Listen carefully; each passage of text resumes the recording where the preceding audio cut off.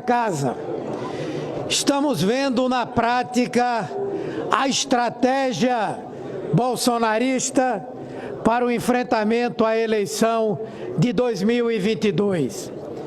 Por meio de um singelo requerimento que tenta trazer a essa casa o ministro Alexandre de Moraes, está se abrindo aqui um debate cujo objetivo é fragilizar o Supremo Tribunal Federal. O Supremo Tribunal Federal, que tem sido o esteio da democracia no nosso país. A tentativa de intimidá-lo. Não foi por acaso que na semana passada o presidente da República, em um ato político, ele disse que não seriam 2 ou 3 que iriam decidir a eleição e que o voto teria que ser contado. A discussão está começando agora, levantando-se sobre a legitimidade de um inquérito que foi aprovado pelo próprio plenário do Supremo. E as atitudes de quem está sendo constrangido são claramente anticonstitucionais. Alguém que defendeu o AI-5, alguém que atacou a honra de ministros do próprio Supremo Tribunal Federal e que se esconde no plenário da Câmara dos Deputados para não cumprir uma decisão judicial. Na verdade, daqui a pouco o discurso vai ser reforçado novamente com o lenga-lenga de que as urnas podem ser fraudadas nessa eleição. Daqui a pouco vem o discurso de que o Supremo é, na verdade, um ponto de inflexão autoritária no Brasil. E daqui a pouco eles vão querer reproduzir o que fizeram aqui no dia 7 de setembro. Esse requerimento não faz nenhum sentido. É muito mais uma forma de nós tentarmos aquilo que o presidente da República sempre fez. Tentar quebrar a independência e a autonomia dos poderes constituídos. Não cabe aqui ao Congresso Nacional esse tipo de intervenção. Por isso, eu quero ser aqui defensor da autonomia entre os poderes, do respeito ao Supremo Tribunal Federal e especialmente ao ministro Alexandre de Moraes, que tem tido a coragem cívica de enfrentar aqueles que querem transformar o Brasil, na verdade, num processo onde a mentira, o discurso do ódio, onde a utilização do dinheiro público para atacar a dignidade das pessoas é uma prática do dia a dia. Não! Aqueles senadores que defendem a democracia não votarão por esse requerimento.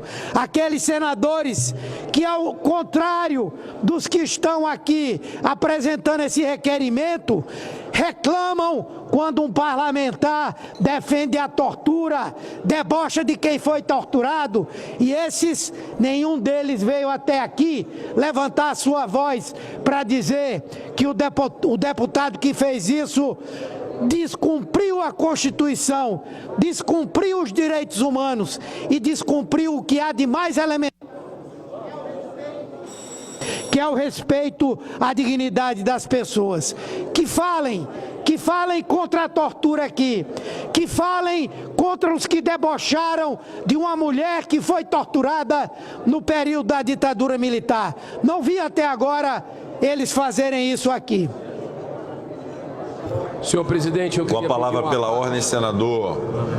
Ao senador Humberto Eduardo Girão. Muito obrigado, senador. Eu queria, com todo respeito ao senador Humberto Costa, nosso colega do PT, que fez a defesa aqui do ministro Alexandre de Moraes, não se trata absolutamente de condenar, de antecipar qualquer situação, porque não é esse nosso papel. Nosso papel não é de julgar ninguém. O nosso papel, inclusive, é de defender o Supremo Tribunal Federal, que é importantíssimo para a democracia. Agora, em 133 anos de república, nós nunca tivemos a oportunidade de nos redimirmos, nesses últimos anos principalmente, com tamanhas arbitrariedades vindo da Corte Suprema.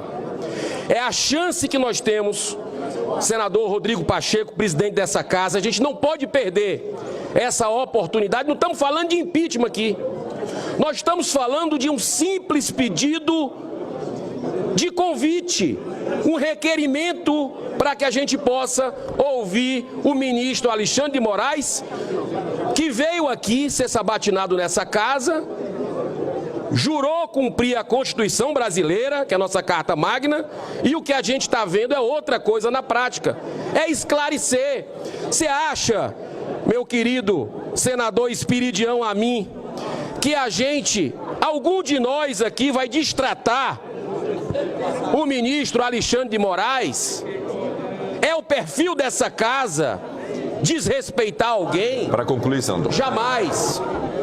Jamais. Essa não é a nossa intenção. Mas a gente tem a oportunidade de se aproximar de uma demanda legítima da sociedade. Eu quero subscrever o pedido aqui do senador Humberto Costa e do senador Cid Gomes, que colocou aqui na hora que iniciamos essa discussão, que se coloque em votação e se coloque a digital. Para concluir, senador. A digital de cada um, se coloque o posicionamento de cada um. Isso é simples, isso é democrático, e a gente vai ganhar no voto. Essa casa aqui é para deliberar sobre um assunto importante como esse, e nós temos aqui uma manifestação de que temos que encarar esse assunto, e o senhor, peço que efetivamente nos dê essa oportunidade de exercermos nosso mandato. Muito obrigado. Com a palavra pela ordem, senador Vanderlan. Senhor presidente. Da TV Senado, Rádio Senado, Agência Senado. Senhor presidente, eu estou convivendo nessa casa aqui há 3 anos e 3 meses e cheguei aqui sempre com espírito conciliador. Essa é uma marca de um libriano que veio para essa casa para servir, sabendo das minhas limitações e imperfeições. Eu vou iniciar esse pronunciamento, que eu considero o mais importante do meu mandato até hoje, com um pensamento extraído do livro Evangelho segundo o Espiritismo, num capítulo que trata da piedade. É um pensamento tão contundente quanto a gravidade do assunto que eu vou abordar. Abro aspas.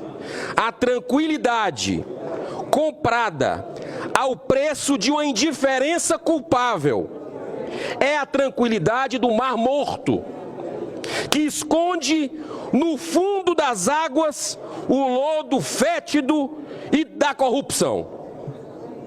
Apoiado por mais de 34 colegas aqui nessa casa, em poucas horas que nós apresentamos o requerimento, eu dei entrada para um simples convite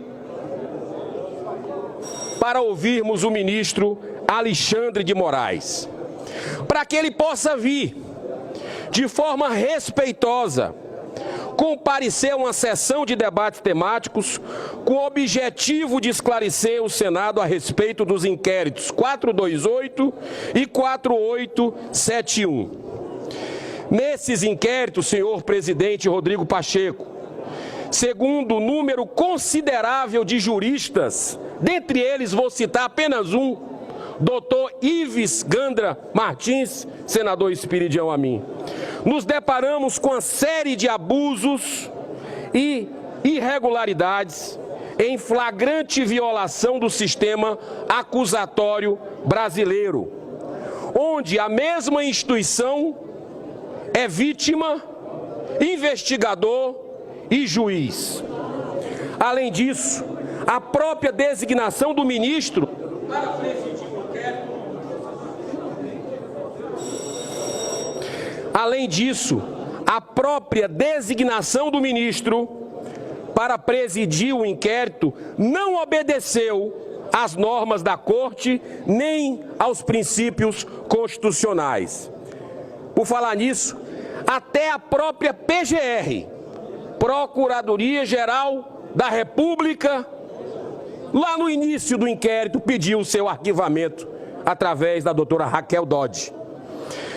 Ao mandar prender um deputado federal, foram violados de uma única vez a imunidade parlamentar e a independência dos poderes, numa clara escalada autoritária de um poder sobre o outro. Eu não estou aqui absolutamente, senador Marcelo Castro, referendando o comportamento do deputado, desse parlamentar, do parlamentar Daniel Silveira, absolutamente. Ele deve responder sim pelos seus excessos, de acordo com o rito regular do ordenamento jurídico vigente em um Estado democrático de direito, senador Lazier Martins, que está sob ataque frontal no Brasil. Para encerrar, senhor presidente, as decisões arbitrárias do ministro Alexandre de Moraes impedem o legítimo exercício de um mandato parlamentar conquistado pelo voto de milhares de cidadãos do Rio de Janeiro. Mesmo diante da gravidade dos acontecimentos, o requerimento está apenas convidando, repito, apenas convidando o magistrado. Fato que deveria ser visto com naturalidade, pois já vieram a essa casa centenas de ministros de Estado sem qualquer dificuldade. Inclusive, semana passada nós tivemos aqui 2 ministros de Estado na Comissão de Direitos Humanos. Desde 2019, essa casa tem se negado sistematicamente a admitir pelo menos um dos 58 pedidos de impeachment dos ministros do Supremo, sendo 23 desses dirigidos a Alexandre de Moraes. Portanto, senhor presidente, acatar esse requerimento representa a demonstração mínima de independência do Senado Federal, pois, caso contrário, resta a triste e covarde subserviência nossa. Mais um minuto, senhor presidente, por favor. Negar um mero requerimento como esse é, na prática, alimentar o perigoso alerta dado pelo patrono dessa casa, Rui Barbosa, quando há 110 anos disse que a pior das ditaduras é a do poder judiciário, pois contra ela não há a quem recorrer. Milhões de brasileiros indignados com os constantes abusos praticados pelos ministros do STF, nada podem fazer a não ser esperar que o Senado, o único poder com autoridade legal para agir, tenha também autoridade moral e cumpra seu dever constitucional. Encerro com um pensamento de uma das maiores intérpretes da música mundial, a talentosa Elis Regina.